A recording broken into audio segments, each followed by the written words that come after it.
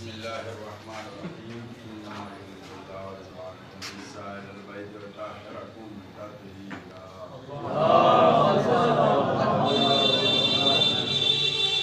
بہرحال یہ ایک ایسی مبارک تاریخ ہے جس میں دو معصوموں کی ولادت اور پروردگار عالم نے ایک نور کے دو ٹکڑے کیے، دو کے پانچ کیے، پانچ کے 14۔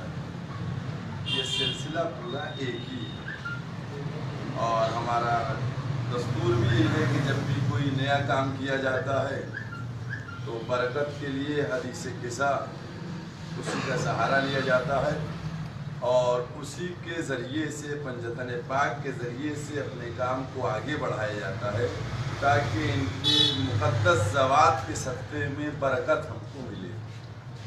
تو اسی سلسلے میں یہ حدیث قصہ، دیکھیے حدیث قصہ جو ہے اس کو بہت اطمینان سے غور کیجئے کہ حدیث ہے، حدیث قصہ، حدیث قصہ چادر والی حدیث ہے۔ اس چادر والی حدیث میں ہے کیا؟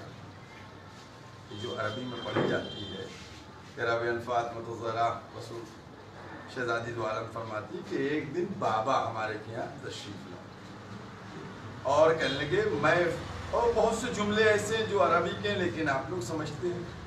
آنے کے بعد کیا کہتے ہیں؟ فی بدنی ضعفن، میں اپنے بدن میں کمزوری محسوس کرتا ہوں، چادر لے کر اوڑھ کر لیٹ جاتا ہوں۔ اب اس کے بعد کیا ہوتا ہے؟ فما کانت الا ساعۃ اذ ولد الحسن علیہ السلام، تھوڑی سی دیر نہیں گزری تھی کہ امام حسن تشریف لائے۔ آنے کے بعد کیا کہا؟ اپنی ماں سے مخاطب سلام کرنے کے بعد کہا اشم عندک راحۃ طیبۃ کأن راحۃ جدی رسول اللہ صلی اللہ علیہ وآلہ وسلم، میں اپنے جد کی خوشبو محسوس کروں۔ مادر گرامی کیا کہتی ہیں؟ ہاں وہ چادر کے نیچے لیٹے ہوئے۔ امام حسن گئے اور جانے کے بعد کیا کہا؟ السلام علیکہ یا جدہ، السلام علیکہ یا رسول اللہ، اتأذن لی ان ادخل معک تحت ھذا الکسوۃ، اے جد بزرگوار، اے رسول خدا، آپ کو میرا سلام ہو، کیا اجازت ہے کہ میں چادر کے نیچے آ جاؤں؟ پیغمبر اسلام نے جواب دیا کہ ہاں اجازت ہے، اور اس جواب سلام کے بعد اجازت دی اور امام حسن چلے گئے۔ اسی کے بعد امام حسین آئے۔ اب وہ بہرحال چونکہ بہت چیزیں ڈیٹیل میں ہیں وہ تو نہیں کرنا ہے، ایک اشارہ یہ ہے کہ بی بی ان سے کیا کہہ کے لیٹے تھے پیغمبر؟ فی بدنی ضعفن، میں اپنے بدن میں ضعف محسوس کر رہا ہوں۔ میں اپنے اردو زبان میں کہوں کہ میں کہیں سے تھکا ہوا جاؤں اور میں کہوں کہ میں تھکاوٹ محسوس کر رہا ہوں اپنے گھر میں، میرے اندر جو ہے تھکاوٹ ہے، میرے اندر تھوڑا سا کمزوری ہے یا درد کا احساس، کچھ ہم جا رہے ہیں آرام کر رہے ہیں۔ آپ یہ بتائیے کہ گھر کے اندر جو دوسرے بزرگ ہیں وہ بھیجیں گے بچوں کو یہاں یا روکیں گے؟ آپ گھر کے اندر جائیے، کہیے کہ بھئی میری طبیعت ناساز ہے، چادر اوڑھ کے لیٹ جائیے، تو ادھر بچے بھیجے جائیں گے یا بچے ادھر سے روکے جائیں گے؟ سیدھا کامن سے سوال۔ ہر باشعور یہ کہے گا کہ جو گھر کے بزرگ ہوں گے وہ بچوں کو روکیں گے کہ بچے ادھر نہ جائیں۔ تو ہم آپ سے سوال کرنا چاہ رہے ہیں کہ اگر ہم یہ جانتے ہیں کہ بچوں کو روکنا چاہیے تو پھر بی بی نے بچوں کو کیوں بھیجا؟ بی بی نے، اچھا ایک چیز اور آپ غور کیجیے گا، اب اس میں عربی کے الفاظ ہیں ان کو بھی آپ سمجھ لیجیے۔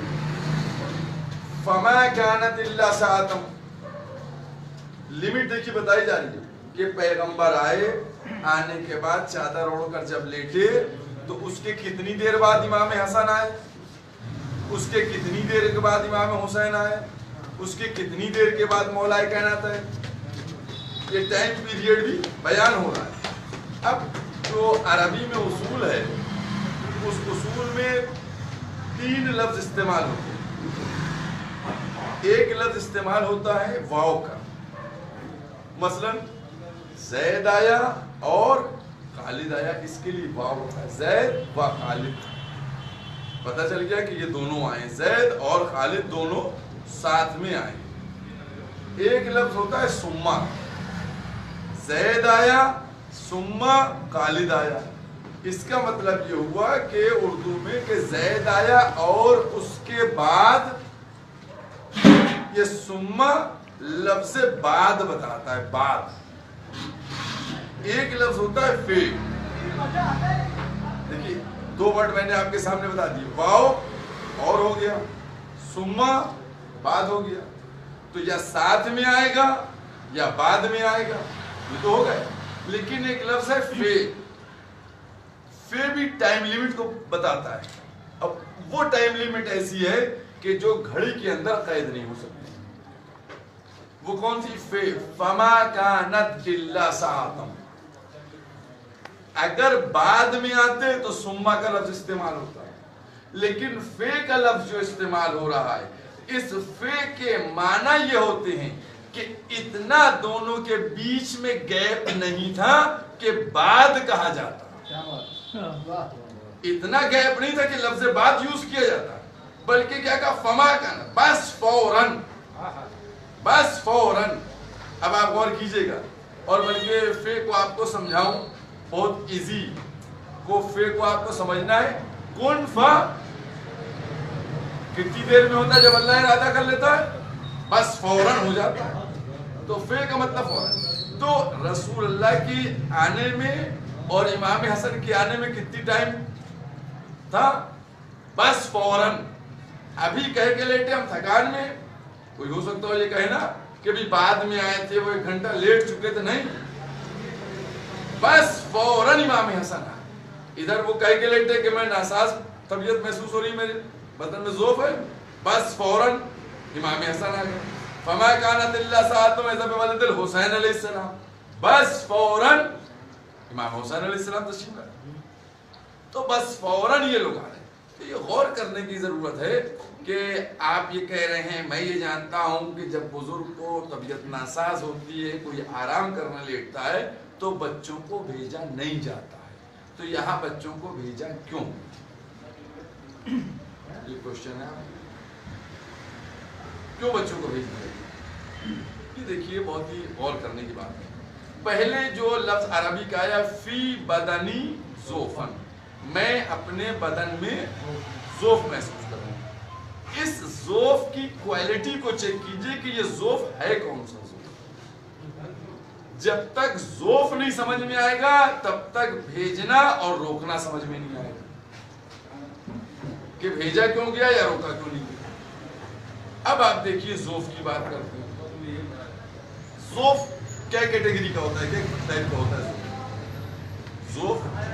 اگر آپ ذوف کو چیک کریں تو ذوف کی 2 قسمیں ہوتی ہیں۔ بھائی انسان کا جو یہ جسم ہے یہ 2 ہی چیزوں سے ہے، ایک جسم ہے ایک روح ہے، تو ذوف یا جسم کے اوپر ہوگا، ذوف یا روح کے اوپر ہوگا۔ تو پیغمبر پہ ذوف کون سا ہے، جسم پر ہے یا روح پر؟ میں اس کے ایگزامپل آپ کے سامنے پیش کروں۔ ایگزامپل یہ ہے کہ مثلا آپ نے کوئی وزنی چیز مجھ کو دے دی اور مجھ سے کہنے کہ یہ زینے پہ آپ چڑھا دیں یا اٹھا کے باہر پہنچا دیں، بھیا اتنی میرے طاقت نہیں ہے، بھائی اتنی طاقت ہے کہ میں اس کو جو اٹھا کے پہنچا دوں، یہ میرے جسم میں کمزوری تھی کہ میرے پاس قوت ہے۔ دوسرا آپ کو ذوف دکھاؤں، امام حسین نے شہادت جناب علی اکبر کے بعد کیا کہا کہ میری کمر، آنکھوں کی روشنی، کتنے کمزور ہو گئے تھے، لیکن چند ہی لمحے بعد جو حملہ کیا تو کوفے کی دیوار سے ٹکرا دیا۔ اب آپ سوال کیجئے کہ ابھی تو اتنا ذوف تھا اور اب اتنی قوت آ گئی، تو یہ ذوف کوئی جسمانی ذوف نہیں تھا، یہ بیٹے کے جدائی کے سبب ذوف روحانی کہ جو ایسے خدا نہ خواستہ کسی کا بھی اگر جوان دنیا سے چلا جاتا ہے، صاحب کمر ٹوٹ گئی، کمزور ہو گئے، ویٹ اتنا ہی ہے، طاقت اتنی ہے لیکن کمزور ہو گئے، تو اس کو کہتے ہیں روحانی ذوف۔ اب آپ کے سامنے میں نے دونوں ذوف بیان کر دیے، ذوف جسمانی بھی اور ذوف روحانی بھی. اب ان دونوں کو چیک کیجئے کہ پیغمبر کے پاس کون سا ذوف تھا. پیغمبر کے پاس کون سا ذوف تھا؟ ذوف روحانی تھا یا ذوف جسمانی تھا؟ تو ذوف جسمانی پیغمبر کے پاس آ نہیں سکتا. آپ فوراً کہیں گے دلیل کیا ہے؟ پیغمبر کے پاس ذوق جسمانی اس لیے نہیں آ سکتا کیونکہ جسم اتنا قوی تھا کہ قرآن کیا کہتا ہے کہ لو انزلنا، اگر یہ قرآن پہاڑ پر نازل ہوتا تو پہاڑ کیا ہوتا؟ ذرہ ذرہ ہو جاتا. تو اتنا بھاری قرآن جو پہاڑ کو ذرہ ذرہ کر دے، اس وزنی قرآن کو قلب محمد نے روک لیا. اس کا مطلب پیغمبر جسمانی طور پہ اتنے قوی تھے کہ ان تک کوئی ذوف آ ہی نہیں سکتا تھا. اس کا مطلب ذوف روحانی تھا، اور جب ذوف روحانی تھا تو شہزادی دو عالم جانتی تھی کہ ان کو کون سا ذوف ہے. ایک نور کے 5 ٹکڑے جو الگ الگ بکھرے ہوئے تھے. پیغمبر چاہ یہ رہے تھے کہ چادر اوڑھ کر لیٹ جاؤں، شہزادی ٹکڑوں کو بھیج رہی تھی تاکہ ٹکڑے چادر میں پہنچ جائیں، تاکہ نور کامل ہو جائے. نور کامل ہو جائے تو آیت جلدی سے نازل ہو جائے.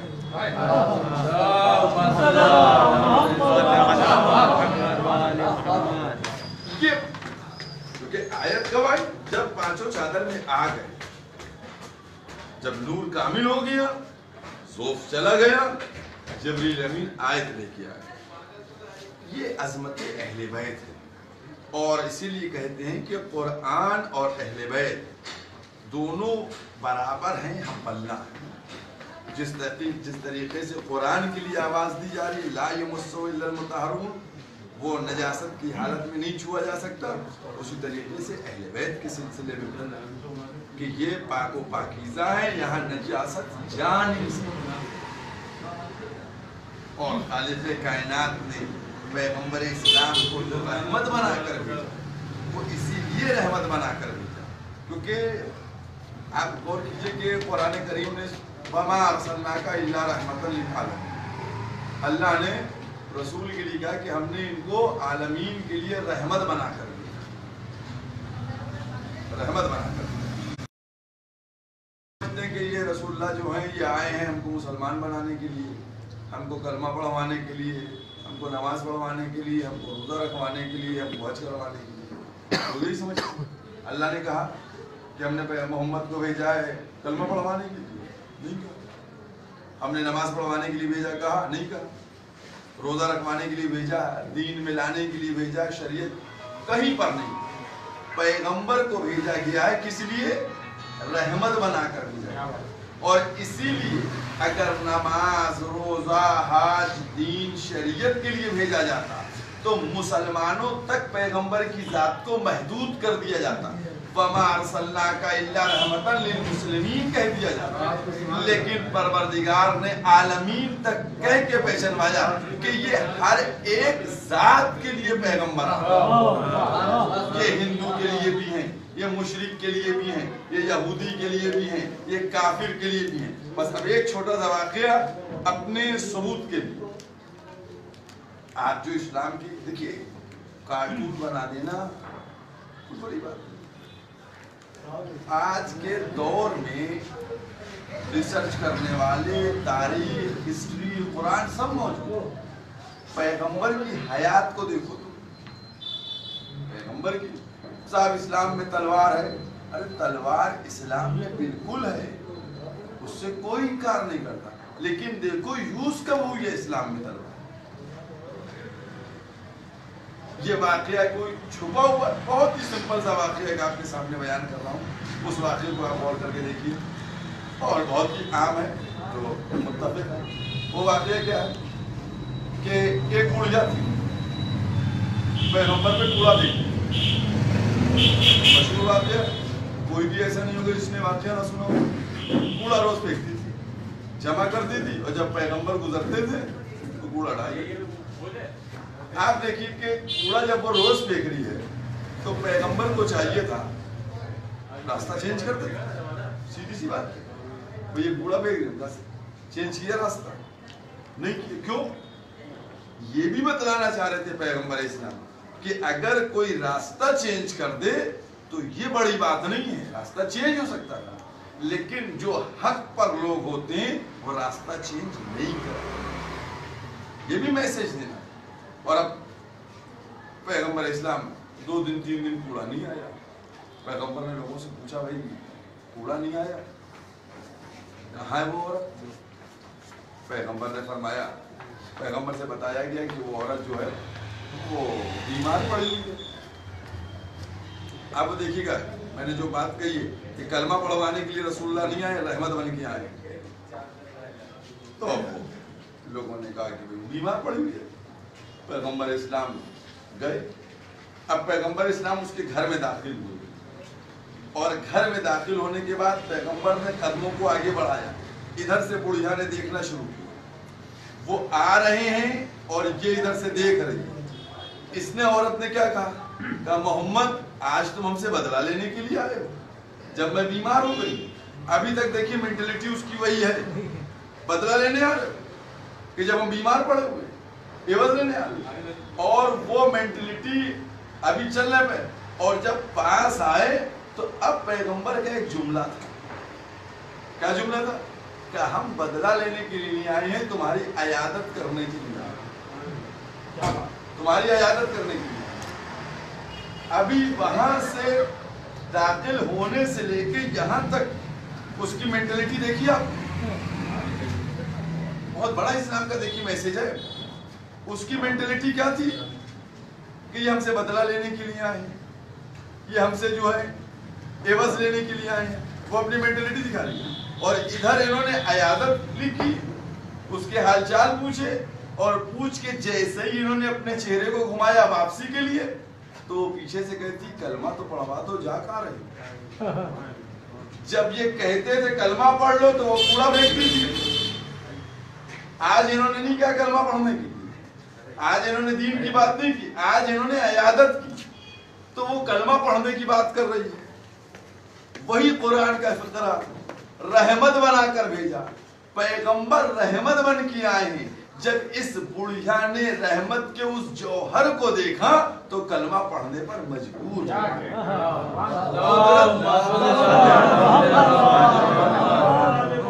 قدرت نے اس لیے یہ اہتمام کیا کہ اگر مسلمانوں تک پیغمبر کی ذات کو سیکیور کر دیا جاتا اور محدود کر دیا جاتا تو پیغمبر کے پاس نہ یہودی آتا، نہ پیغمبر کے پاس مشرک آتا، نہ پیغمبر کے پاس عیسائی آتا، کہتا محمد کے پاس نہیں جائیں گے وہ کلمہ پڑھوا دیں گے، محمد کے پاس نہیں جائیں گے وہ نماز پڑھوا دیں گے، محمد کے پاس نہیں جائیں گے وہ نماز روزہ رکھوا دیں گے۔ کہا نہیں یہ کچھ نہیں، نماز روزہ کچھ نہیں، یہ رحمت ہے۔ اب جب رحمت کا تو یہاں یہودی بھی آتا ہے، یہاں مشرک بھی آتا ہے، یہاں عیسائی بھی آتا ہے، یہاں ہر طبقے کا آتا ہے، آتا اپنے مذہب پہ، جب رحمت مل جاتی ہے تو جاتا محمد کے مذہب پہ۔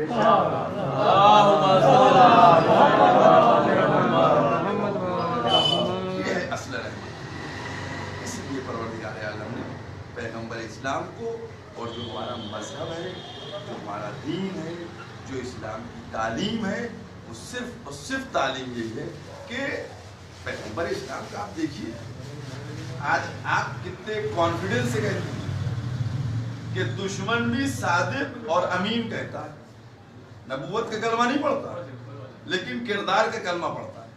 تو اسی لیے اسلام ہم سے بھی یہی چاہتا ہے کہ مسلمان کا بھی کیریکٹر ایسا ہو کہ جب کوئی دوسرا دیکھے تو اسلام کو کوسے نہیں بلکہ اسلام کی تعریف کرے کہ کیا اسلام کی تعلیم ہے، وہ کیا اسلام کی پیروی کرنے کا نتیجہ ہے، یہی ہے۔ اور اسی سلسلے پروردگار عالم نے جس سلسلے کو بھیجا، جو سلسلہ آیا وہ پورا سلسلہ نوری سلسلہ، کیونکہ اگر دنیا میں سے سیلیکٹ کیے جاتے تو جو سیلیکٹ کیے جاتے ہیں ان کا انجام آپ کو خود ہی معلوم ہے کیسے کیسے نکل جاتے ہیں۔ لہذا اللہ نے نور خلق کیا اور اس کے ذریعے سے بھیجا، تاکہ وہ دنیا میں جا کر اس دین کو اس انداز سے پھیلائیں کہ جہاں کوئی آبجیکشن نہ کر سکے۔ آج شیعہ فرقے کے اوپر یہ جتنے بھی آبجیکشن کرنے والے، دیکھیے بہت ایک امپورٹنٹ چیز ہے، جو بھی آبجیکشن کرنے والا ہے وہ اس کو آپ دیکھ لیجیے، وہ کیا ہے کہ ہمارا پیغمبر سے لے کے پیغمبر کی وفات کب ہوئی ہے؟ 11 ہجری 28 صفر، اور 11ویں امام کی شہادت کب ہوئی ہے؟ 8 ربیع الاول 260۔ 250 سال کا پہلے امام سے اور 11ویں امام تک 250 سال کا پیریڈ، اس کے اندر 11 اماموں نے پورا دور گزارا۔ ایک نقطہ برابر کوئی ہمیں اختلاف دکھا دے اس میں کہ صاحب دوسرے امام نے یہ کہا تھا اور چھٹے امام نے یہ کہہ دیا، اور 7ویں امام نے یہ کہا تھا اور 11ویں امام نے یہ بتا دیا، کیوں؟ اسی لیے پروردگار عالم نے نور کی تخلیق کی تھی اور ایک ہی نور کے ٹکڑوں کو بھیجا تھا تاکہ جب دین کو پہنچائیں تو کوئی اختلاف نظر نہ آئے۔ اسی لیے پیغمبر نے فرمایا تھا کہ اولنا محمد، اوسطنا محمد، آخرنا محمد، کلنا محمد۔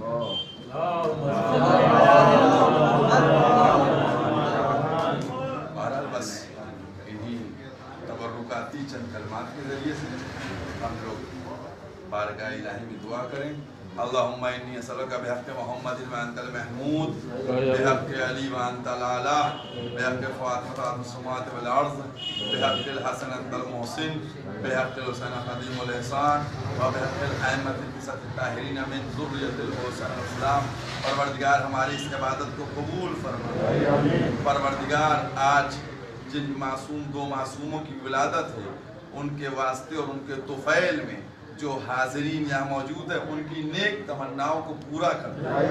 پروردگار آج جس کاروبار کا آغاز ہو رہا ہے اور جس کے افتتاحی تقریب میں ہم سب جمع ہوئے ہیں اس میں خیر و برکت ہو۔ پروردگار جو کاروبار شروع ہو رہا ہے اس میں برکت ہو تاکہ اس کے ذریعے سے دینی خدمات کو بھی انجام دیا جا سکے اور دنیاوی امور کو بھی حل کیا جا سکے۔ اور پروردگار آج جو کورونا وبا چل رہی اس سے جلد دنیا کو نجات مل جائے، اور جو مومنین و مومنات بیمار ان کو شفاء کامل و عاجل عطا فرما۔ پروردگار ہمارے قلوب کو مودت آل محمد سے بھر دے۔ وآخر دعوانا الحمدللہ رب العالمین۔